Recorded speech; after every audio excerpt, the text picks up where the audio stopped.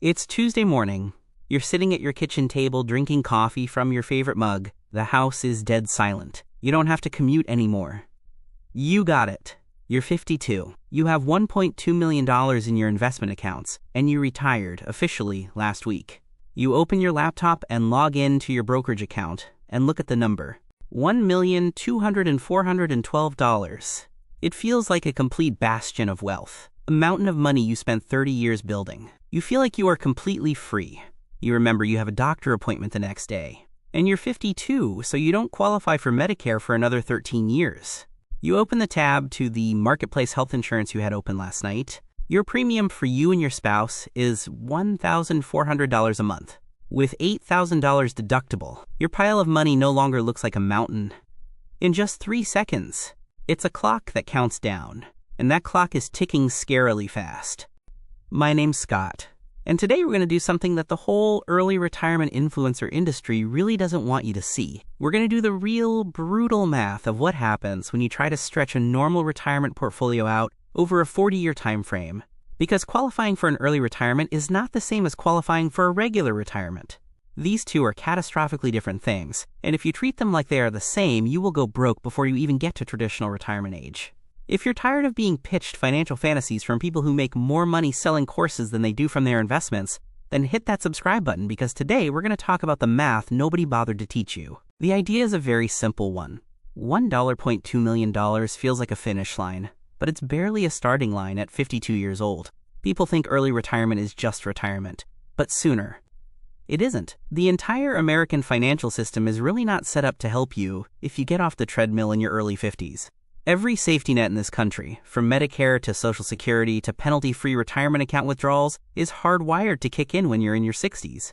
If you walk away early, you're walking across a desert with no water, and the financial media is trying to sell you a blindfold. Let's start. The uncomfortable truth is, you have to look at the raw math of living in America today to get a sense of the scale of the problem. Median household income is roughly $84,000. The rule of thumb is that you can withdraw 4% of your portfolio in your first year of retirement and adjust for inflation thereafter. On $1.2 million, 4% is $48,000 a year. That's pre-tax $4,000 a month. But the average American household costs about $6,000 a month to just exist. And so right off the bat, before we even consider inflation or medical emergencies, there is a $2,000 a month discrepancy between what your mountain of money can safely produce and what actual life costs. So let's actually run the numbers. Let's total this up line by line, layer by layer, and see how fast that $1.2 million actually bleeds out. You have your home. For most 52-year-olds, you haven't paid off your mortgage.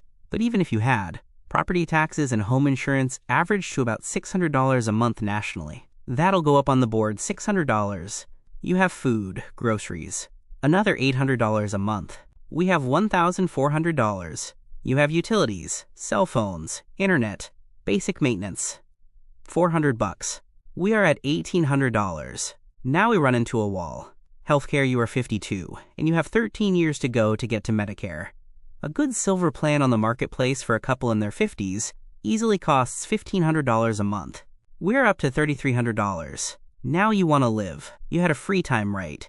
You left early. Gas, eating out, travel, hobbies. Let's be wildly conservative and say $1,000 a month. Now your total monthly bill is about $4,300. And that's if nothing is broken. No repair on roof. No engine lights. No emergency dentistry. With your portfolio, you can safely generate $4,000 a month. You're spending $4,300. You're starting out bleeding $300 a month. That's not a figure. That is lying awake at 2 in the morning doing the math on whether you can afford to turn the air conditioner on in July. And this is where the math really gets brutal. Not just $300 more you're spending. You are making your portfolio eat its own seed corn. Every dollar of principal sold today to pay for groceries is a dollar that will not be able to compound over the next 40 years. If that monthly $300 deficit were invested instead, it would be worth more than $1 million by the time you are 90. You're not paying $300 in overages. You're burning through your entire late-stage retirement survival fund just to keep the lights on in your 50s. Let me show you what this actually is. This is David. David's 52. 28 years in corporate logistics, aggressive savings, a 10-year-old Honda, and $1.2 million last January. He pulled the trigger and stepped down. Month 1, everything was amazing. He slept in, he read books, he walked at noon. He felt he'd beaten the system all the way. Month 4 was the county property tax bill. It had risen 14% on the back of a new reassessment. To cover it, David had to liquidate another $3,000 of his index funds. The market just happened to be down 6% that month, so he had to sell even more shares to get the same amount of cash. 7th month, Honda transmission started slipping. $4,000. Another shock withdrawal. Another permanent blow to the main compounding machine. The real panic began in month 9. David went to Walgreens for a simple prescription, only to find out that his new high-deductible Marketplace health plan didn't cover it, like his old corporate plan. It cost me $200 out of pocket. He stood in the pharmacy aisle, opened his banking app, and saw his cash buffer was gone. He was going to have to sell more stock to buy medicine. This is what early retirement is like when the math is wrong. It's like checking your bank account before you go to the grocery store, even though technically you are a millionaire. It's like saying no to dinner with friends because your budget has no wiggle room whatsoever. It's like finding out that your $1.2 million is actually this really fragile glass bridge over a 40-year chasm. Here is the iceberg underneath the whole thing. You go on social media and you see people saying they retired at 35 or 45 with $1 million and they're traveling the world, drinking out of coconuts, living a completely stress-free life. You look at your own spreadsheets and think you are doing something wrong. You are running the race fair, but the others can sneak a GPS tracker on their shoe. The people you think are winning are playing a very expensive play. What you don't see on their page is the huge transfer of parental wealth that paid off their mortgage in full. You don't see the side hustle they're secretly running from their laptop or the crazy high-risk buy now, pay later debt that's financing their flights. Or even more often, you don't see the fact that they are actually monetizing their life, selling you the dream of early retirement. They are not living off the interest from their portfolio. They live off the ad revenue and the course sales they get from telling you they live off their portfolio. Looking wealthy and having the unshakable math to support 40 years of unemployment are basically not related. Real money talks, fake money yells, and the internet is screaming at you to quit your job before the math says you're ready. The financial media doesn't just write about your desire to retire early. It creates an air of urgency around it. Your panic and your envy are their product, literally. The whole financial industry profits on complexity, trading fees, and keeping you playing with your money. So when you click on articles that make you feel like you are falling behind, the bloggers and the influencers get paid. When you do the boring correct math and realize you just have to work 3 more years to close the healthcare gap, they make $0. In that transaction, no one has a financial interest that is aligned with yours. When the article gets clicked or the course gets sold, they all go home. You go home to the frightening reality of a shrinking portfolio. This system was designed to sell you an escape hatch.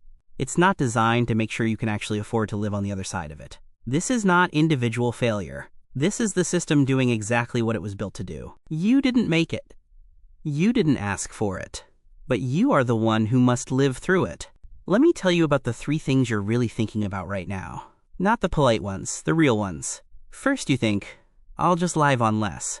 I'll just tighten my belt. You won't do that. The average American spends almost $300 a month eating out, and another huge chunk on random conveniences. Boredom is expensive. When you have 50 more hours of free time a week, you actually spend more money and not less. Being home all day means using more electricity, buying more groceries, and wanting to take up more hobbies. Second, you are thinking if things get tight, I will just take a part-time job. Have you tried to get a part-time job as a 56-year-old former corporate professional who has been completely out of the workforce for 4 years? If you get a job with a decent wage, the market doesn't want you to have that. You're going to be fighting for entry-level retail shifts. That's not the early retirement you dreamed of. Third, you are thinking, the stock market always goes up, so my portfolio will just grow faster than I spend it, and I will be okay. Let's kill that assumption with data right now. The S&P 500 has averaged about 10% a year since 1926. That's including the Great Depression, 2 world wars, 2008, and COVID. It has never posted a negative return over any 20-year period.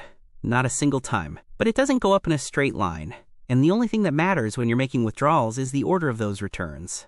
You retired in the year 2000 with $1.2 million and started withdrawing $50,000 a year.